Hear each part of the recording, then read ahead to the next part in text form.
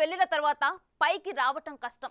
ఇప్పుడు కారు షెడ్డుకు వెళ్ళింది. తిరిగి రావటం కష్టమే అని సీఎం రేవంత్ రెడ్డి పదే పదే అంటున్నారు. పరిస్థితి చూస్తే గులాబీ పార్టీకి ఎవరు మిగిలేలా కనిపించడం లేదని బీజేపీ నేతలు అంటున్నారు. కారు దిగుతున్న వారిని కాపాడుకుంటే చాలని, అప్పుడే కేసీఆర్ సత్తా ఏంటో తెలుస్తుందంటున్నారు. ఓవైపు తెలంగాణలో బీఆర్ఎస్ స్పేస్ను ఆక్రమించేందుకు బీజేపీ రెడీ అవుతోంది.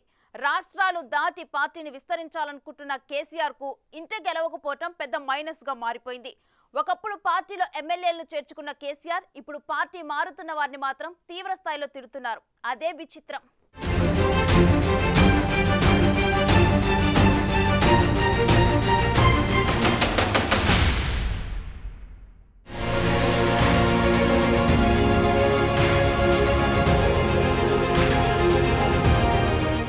మొన్నటి అసెంబ్లీ ఎన్నికల్లో బీఆర్ఎస్ గెలిచిన సీట్లు 39. ఇప్పుడు అది 32కు పడిపోయింది. రేపో మాపో ఈ నెంబర్ మరింతగా తగ్గిపోయే సీన్ కూడా కనిపిస్తోంది. గులాబీ పార్టీ ఓడటంతో చాలా మంది నేతలు ఇనాక్టివ్ అయిపోయారు. ఫామ్ హౌస్ కు పిలిచినా వారు రావటం లేదు. అధికారంలో ఉన్నంత కాలం పార్టీని కేసీఆర్ పట్టించుకోలేదని, అందుకే ఈ పరిస్థితి వచ్చిందన్న టాక్ కూడా గులాబీ నేతల్లో వినిపిస్తోంది. ఈ పరిస్థితిని చక్కదిద్దకుండా మళ్లీ 15 ఏళ్లు మనమే అన్న కామన్ డైలాగును వినిపిస్తున్నారు. కొంతలో కొంత వాస్తవంలోకొచ్చిన గులాబీ బాస్ ద్వితీయ శ్రేణి నాయకులతో భేటీలు జరుపుతున్నారు. పార్టీని గ్రామస్థాయి నుంచి లైన్లో పెట్టాలనుకుంటున్నారు. అయితే ఇక్కడ మరో సమస్య ఉంది. ఫామ్ హౌస్ దాటకుండా అన్ని జరగాలంటే జరగని పని. అదే సమయంలో ఫామ్ హౌస్ బయటకు వెళ్లటం కేసీఆర్ కు కష్టమైన పని అని ప్రత్యర్థి పార్టీ నేతలు కౌంటర్లు వేస్తున్నారు.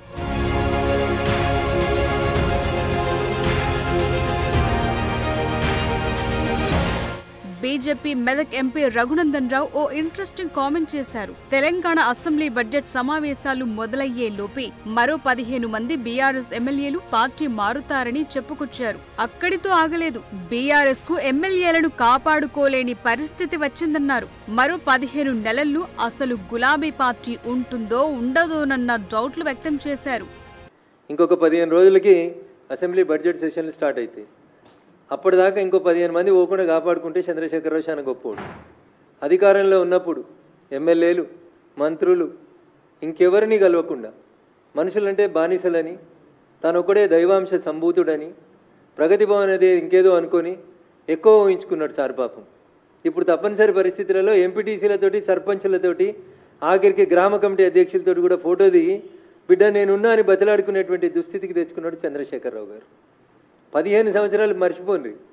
ఇప్పుడు అధికారంలో లేకుండా ఇంకొక 15 నెలలు మీ టీఆర్ఎస్ఓ బీఆర్ఎస్ఓ అసలు ఉంటుందా? దానికి పేరు ఉంటుందా? ఊరు ఉంటుందా? మీ ఎమ్మెల్యేలు ఉంటారా? ఏం జరుగుతుంది అనేది ఒకసారి చంద్రశేఖరరావు గారు ఆలోచించుకోవాలి. మొన్నటికి మొన్న జగిత్యాల ఎమ్మెల్యే సంజయ్ పై కేసీఆర్, కేటీఆర్ ఇద్దరు అక్కసు వెళ్లగక్కారు. ఒక దశలో శభాష్ అన్న వారే ఇప్పుడు గడ్డిపోచ అని, హౌలా అని ఇలా అనరాని మాటలెన్నో అంటున్నారు. తాము కష్టపడితేనే గెలిచారంటున్నారు. అంతేగాని సంజయ్ కెపాసిటీ ఏమీ లేదంటున్నారు. గాలికి కొట్టుకపోయేటి గడ్డిపోచలు మాత్రమే.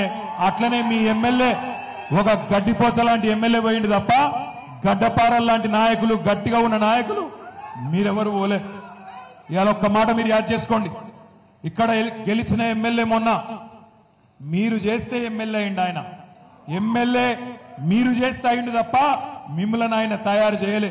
మీరు కష్టపడి వందల వేల మంది కవితక్కతో సహా ఎంతో మంది కష్టపడితే ఒక్కడు ఎమ్మెల్యే అయింది. ఇవాళ ఎమ్మెల్యే దొంగలలో కలిసిపోయిండు. పోయిండు రేవంత్ రెడ్డి ఇసిరే ఎంగిలి మెతుకుల కోసం ఆశపడి పోయిండు. కుండ వలిగితే వలిగింది, కుండ వలిగితే వలిగింది కానీ కుక్క బుద్ధి తెలిసింది అన్నారు. గట్ల మీ ఎమ్మెల్యే బుద్ధి ఇలా తెలిసొచ్చింది. మరి ఈ ఆరోపణలపై కాంగ్రెస్ లో చేరిన డాక్టర్ సంజయ్ ఊరుకుంటారా? రివర్స్ కౌంటర్ కూడా ఇచ్చేశారు. జగిత్యాలలో తను రావటంతోనే బీఆర్ఎస్ బలోపేతమైన విషయాన్ని కేసీఆర్, కేటీఆర్ కు గుర్తు చేస్తున్నారు. 2014లో బీఆర్ఎస్ పార్టీ ఏ పరిస్థితులు ఉండాలని అందరూ తెలుసు. కౌన్సిలర్ టికెట్ ఇస్తామంటే పారిపోయిన పరిస్థితి. అసలు కౌన్సిలర్ అభ్యర్థులు లేరు. ఎంపీటీసీ టికెట్ ఇస్తామంటే ఎవరు లేరు. ఆ సందర్భంలో 2 ఎంపీటీసీలు అప్పటికప్పుడు విడ్రాల్ టైంలో యునానిమస్ అనే జగిత్యాలనే, తుంగూరు లాంటి పెద్ద గ్రామం, అంతర్గామం లాంటి ఒక పెద్ద గ్రామం, అసలు అప్పుడే గెలిచామని ఆ కొద్ది ఓట్లతో ఓడిపోయినా. ఎందుకంటే జీవన్ రెడ్డి గారు అప్పుడు కూడా ఇదే లాస్ట్, సంజయ్ గారికి దవాఖాన ఉన్నదన్నారు.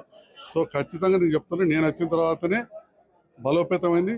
అట్ ద సేమ్ టైం చెప్తున్నా నాకు కవితమ్మ గారి సహకారం కూడా ఉండే. మరో 15 ఏళ్లు మేమే ఉంటాం, మనదే రాజ్యం, గెలుపు మనదే ఇలాంటి డైలాగులు ఆపి ముందు ఎమ్మెల్యేలను కాపాడుకోవాలన్న కౌంటర్లు ప్రత్యర్థి పార్టీల నుంచి పడుతున్నాయి.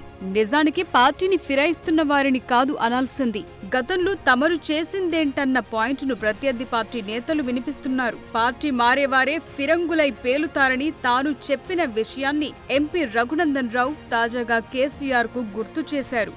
అంటే కోల్పోతున్నటువంటి నాయకుల మీద పట్టు కోల్పోతున్నారు. రోజుకో ఎమ్మెల్యే పార్టీ మారుతున్నాడు, రోజుకో సీనియర్లు పార్టీ మారుతున్నారు. నేను ఎప్పుడో చాలా రోజుల క్రితం చెప్పిన 2013లో నేటి ఫిరాయింపుదారులే రేపు ఫిరంగులై పేలుతారు కేసీఆర్ జాగ్రత్త అని. ఇలా ఒక్కొక్క ఫిరాయింపుదారుడు మళ్ళీ ఒక్కొక్క ఫిరంగై పేలుతున్నాడు. సో అట్లాంటి బాధల నుంచి బయటపడడానికి ఏం చేయాలని అర్థం కాక ఇంకా 15 ఏళ్ళు నేనే ఉంటా అన్నాడు. ఉన్న 10 ఏళ్ళే ఉద్ధరించింది లేదు, ప్రజల్ని కలిసింది లేదు. మళ్ళీ నీకు అవకాశం ఎందుకు ఇస్తారు ప్రజలు? తెలంగాణ రాష్ట్ర సమితి ఎలియాస్ బీఆర్ఎస్ పార్టీకి ప్రజలు సిఆర్ఎస్ ఇచ్చిండ్రు, కంపల్సరీ రిటైర్మెంట్ స్కీమ్ ఇచ్చిర్రు. గౌరవనీయులు చంద్రశేఖరరావు గారిని ప్రశాంతంగా ఆలుగడ్డలు, బెండకాయలు, వంకాయలు వండించుకొని వ్యవసాయ క్షేత్రంలో ఆరోగ్యం కాపాడుకోమని ప్రజలు ఇచ్చినటువంటి తీర్పును, ప్రజాస్వామ్యాన్ని గౌరవించమని చంద్రశేఖరరావు గారికి ఈ సందర్భంగా హితవు పలకదలుచుకో. సో నీవు నేర్పిన విద్యయే నీరజాక్షి అన్నట్లుగా తెలంగాణ పాలిటిక్స్ లో ఎమ్మెల్యేల జంపింగ్స్ కొనసాగుతున్నాయి. వీటిని కాపాడుకోలేని కేసీఆర్ వచ్చే 15 ఏళ్లు బీఆర్ఎస్ దే అధికారమని చెప్పటమే పెద్ద జోకంటున్నాయి ప్రత్యర్థి పార్టీలు.